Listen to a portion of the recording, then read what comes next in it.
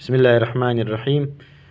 نن موږ وایو د ماضي 14 اسانه طریقه دا ده د لاس ګوتې چې کوم دي پر دې باندې موږ اوس دغه 14 لسګې څه به کوو دا زده کوو.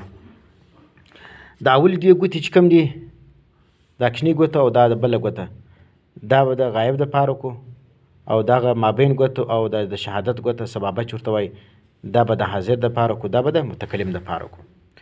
اوس د غایب دپاره چې کوم دي بیا ته وګوره په دا هره ګوته کې اول دا زده کړه په د هره ګوته کې درې بنده دي وینې دا د اول چې کوم دي دا د واحد دپاره کو دا دویم تثنیه دپاره دا دریم د جمع دپاره بیا واحد تثنیه جمع واحد تثنیه جمع واحد تثنیه جمع او واحد جمع.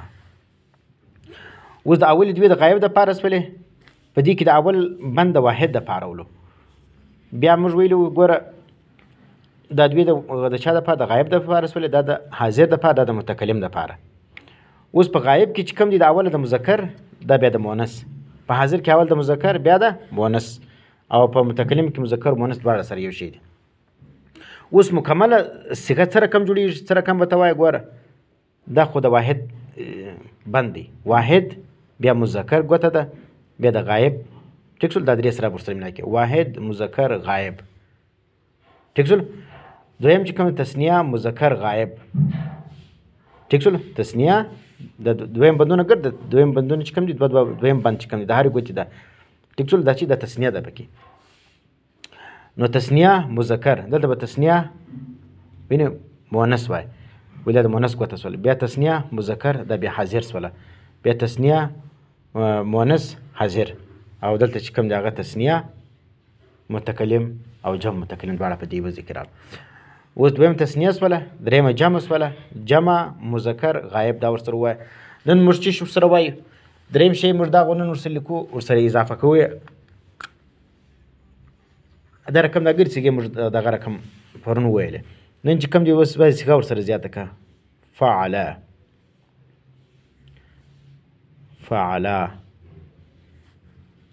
فعلو وینې بس په دا ګوتې باندې بیا دا رقم یې ځکه فعله فعلا فعلو وینې دا رقم پر ګوتې یې ځکه فعله فعلا فعلو.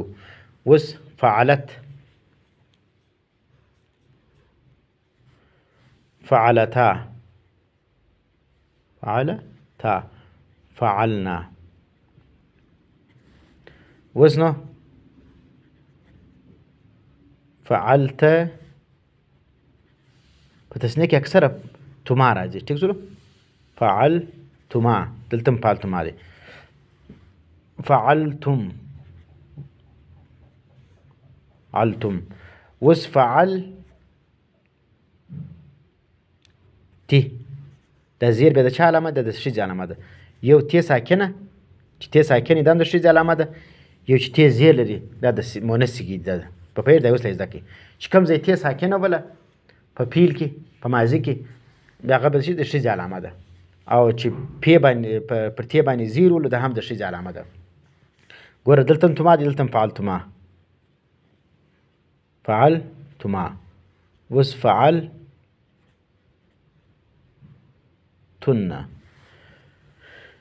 دې له راسه فعلت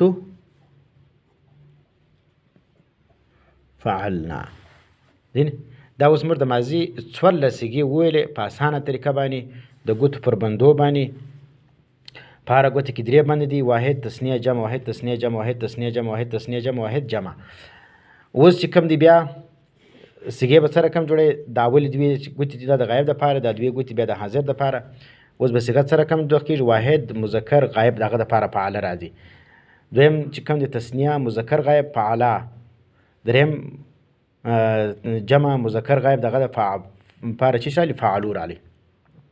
دا رقم دا نورې ګرې صیغې به په دا طریقه باندې زده کړئ. دا چې شولو دا بحث اثبات فعل ماضي معلوم یا معروف دواړه ورته ویل کېږي ټیک شول.